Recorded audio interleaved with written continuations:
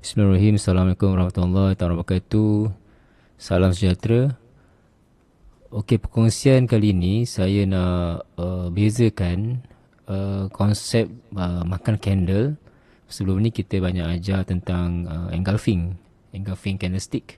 Tapi sekarang ni kita ada lagi dua yang saya rasa saya overlook lah. Saya tak explain sebelum ni. Konsep sama. Kalau engulfing sebelum ni satu candle makan satu candle. Candle ni mesti lagi besar daripada candle sebelah kiri ni. Tapi kalau kita comparekan dengan blending candlestick, dia mesti dua candle. Dua candle makan satu. Dua candle untuk turun makan satu. Kalau dominant, tiga candle. Tiga candle makan satu. Untuk bearish, tiga candle makan satu. So sebaliknya untuk bullish pun sama. Tiga candle ke atas makan satu. So konsep sama. Dia mesti makan antara satu sama lain. Candle A makan candle B. Candle A makan candle B. Candle ni panjang sikit daripada candle sebelah kiri. Candle kanan ni. Kalau untuk bullish lah. Kalau untuk bearish, dia akan jadi merah makan hijau. Untuk dia turun. Tapi kat sini saya tunjuk satu contoh je lah yang ni. Ni bullish. Bearish saya tak tunjuk. Bearish ni pula untuk turun. Bullish 3 batang candle tu saya tak tunjuk lah. Tapi yang ni saya jumpa dekat Google. 2 makan 1, 2 makan 1. Yang ni untuk turun, ini untuk naik.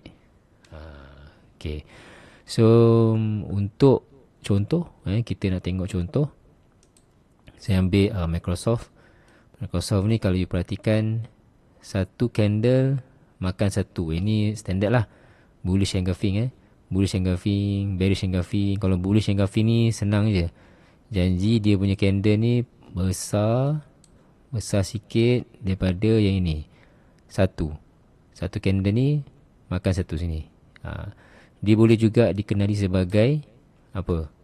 Dua satu makan satu ataupun dua makan satu. Ni. Dua makan satu ni adalah blending. So ni juga boleh dikenali sebagai blending candlestick. Yang ni pula bearish. Bearish maksudnya dia turun lah. Satu candle makan yang hijau ni untuk dia turun. So ini senang. Dan banyak saya gunakan dekat dalam kelas lah untuk saya ajar. So semua orang faham lah benda tu kan. Yang ni pun sama, bullish engulfing. Bullish ni dia makan sebelah ni untuk dia naik. Bearish ni makan sebelah ni untuk dia turun. Ni untuk dia turun. Ni makan untuk dia naik. Kan? So boleh tengok, boleh study, boleh buat back test lah. Ni yang pertama, bullish engulfing. Yang kedua, bullish dominant. 3 makan 1. 3 candle hijau makan 1. Maksudnya dia menang lah. 3 lawan 1 menang untuk dia naik. Yang ni pula bearish. Bearish 1, 2, 3 retrace, turun terus. Maksudnya dia 3 makan 1, kita panggil dominant. Merah 3, 3 ni merah, makan 1 hijau. Pum, terus turun. So boleh tengoklah lagi contoh-contoh yang lain. Maksudnya dia ada 1 makan 1, 3 makan 1 dan juga yang ini 2 makan 1.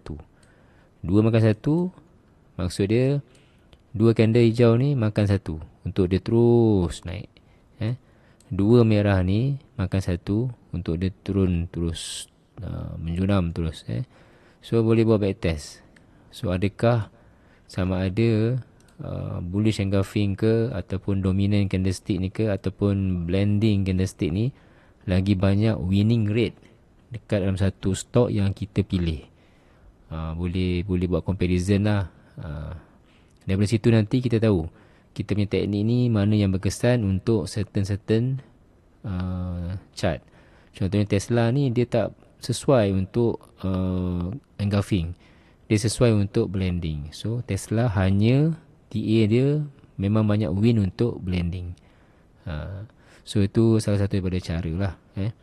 So kalau nak buat TA, mungkin kena ada SOP yang tersendiri. Sama ada 3 senarai SOP ataupun 2 senarai SOP untuk kita terus trade dengan baik lah. Okay, alright. Saya rasa itu saja. Alright, Assalamualaikum, bye-bye.